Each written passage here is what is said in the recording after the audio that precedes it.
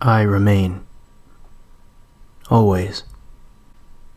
I don't remember a lot of my childhood. I don't remember the things that other people do. Playing outside with their parents, their first day of school, family holidays. It's like there's a blank space in my mind where those memories should be. There's one thing I remember. One specific moment, a moment that years and years had been building towards. The moment I realized I couldn't die.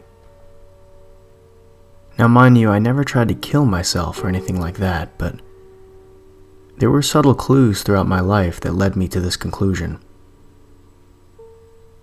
Never been to a doctor. Not too strange, I suppose. Never been hurt, or sick even. Well, maybe I'm just particularly careful. But then the most crucial piece of evidence. I don't age. This one took a while to notice. Years. It was only when I started to see those around me, my friends' age, did I realize that I didn't. I was exactly the same. I still remember the moment I realized. I was 30, maybe. I looked at myself in the mirror, at my face, my eyes, my skin, then my hands, all the way down to my toes. Everything was the same. Every line, every crease, the same as it had been years ago.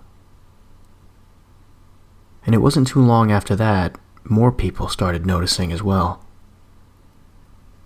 People started making remarks about how young I looked for my age. A short time after that, people stopped believing me when I told them how old I was.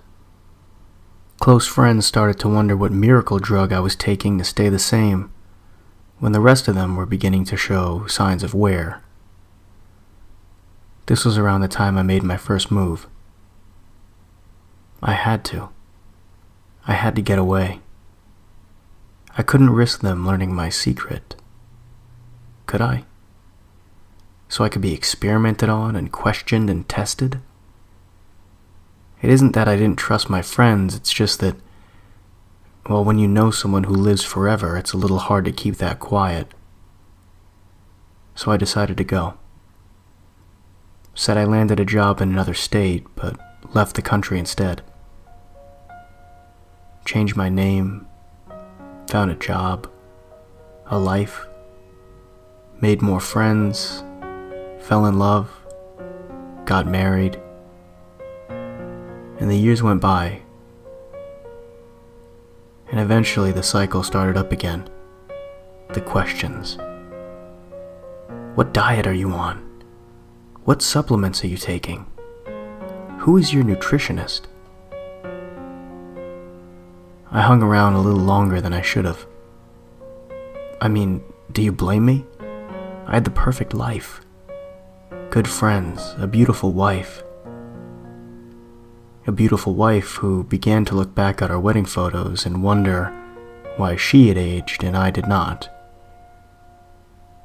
A beautiful wife who started to look at me more and more like an alien creature than her loving husband. A beautiful wife who began to wonder why I felt health insurance wasn't necessary. Questions I couldn't answer. Not honestly, anyway. So I left one night and never came back. I gave her enough financially to continue living her life. I wrote her a nice note, and I vanished. To this day, I'll defend the fact that I truly loved her. I even went to her funeral, decades later. I only tried a few more times to have a family after that, but it always ended the same. It's a hard thing to watch from afar as your child becomes an adult and then grows old, weak, and frail, and expires.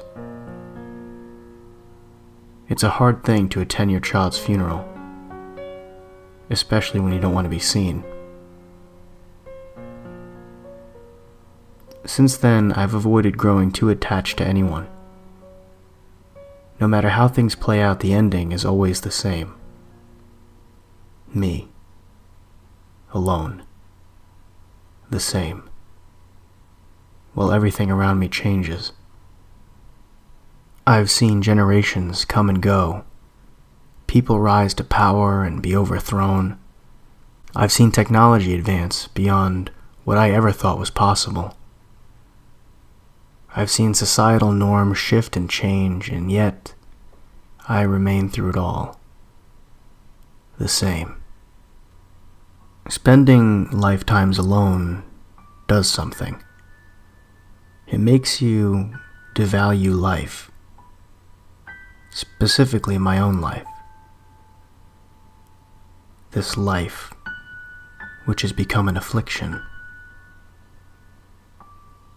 I make my way to the top of a cliff. In all my time on Earth, I don't know if I've been up this high before. The ground is almost imperceptible from up here. This is something I haven't tried yet. One last attempt at ending the vicious cycle that hundreds and hundreds of years have perpetuated. I've never tried something like this before. I look down. The wind scraping across my face. It's cold. I lean forward, my hand holding a rock to keep my balance. I take one final breath and let go.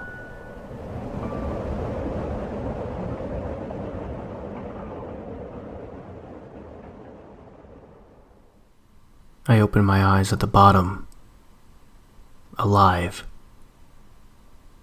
I examine my body and notice what look like cracks in my abdomen and on my arms and legs. As I examine the cracks closer, I notice something underneath. Wires. Now I know. Now I know I was designed to remain.